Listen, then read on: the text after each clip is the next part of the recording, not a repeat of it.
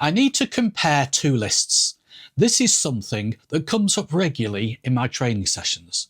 I need to know which items in list 1 also exist in list 2. I need to know which items in list 1 don't exist in list 2. That kind of thing. Whether it's a list of names or email addresses or IDs doesn't really matter. The process is the same. And there's a few ways that you can do this. In this video, I'm going to show you the way that I do it.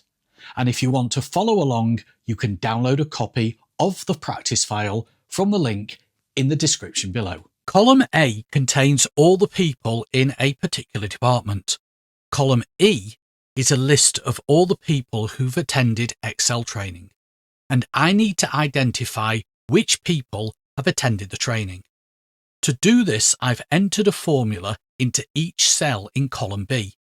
The formula counts the number of times each name appears in E1 to E10. So for example, Kyle has a 1 in column B, which means that name appears once in column E. Marcia has a 0 in column B, which means they don't appear at all in column E. This is the formula that I've used in B2, which I've then copied down column B. The COUNTIFS function looks at the range E1 to E10 and counts the number of times the value in A2 appears. The dollar signs tell Excel that when the formula is copied, it needs to keep the reference to E1, E10. To make this a little bit more user-friendly, I can convert the numbers in column B to yes and no. And I'll do this by combining the COUNTIFS function with the IF function. So if I just double-click the formula to edit it, click before the C of COUNTIFS and type equals if open brackets.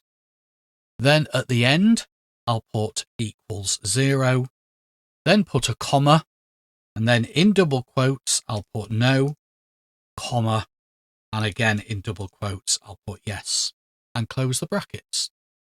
So what that's saying is, if the COUNTIFS function returns a 0, then put the word no into the cell, otherwise put the word yes.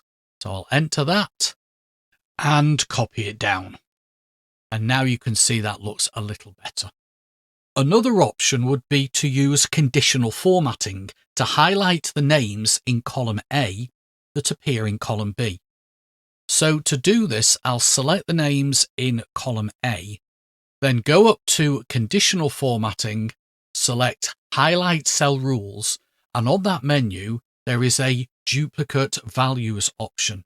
However, this won't work for what we want, because what that does is it highlights duplicates within the selected range, i.e. column A. So I'll come out of that and go back in and select conditional formatting, new rule.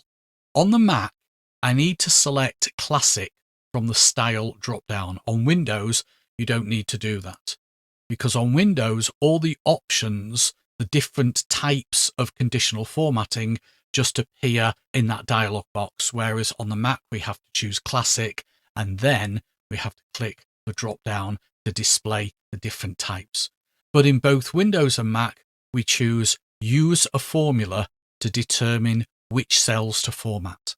Now I'll set the format first. So if I click the little drop down where it says format with, there are some predefined formats, but I'm going to choose customized format.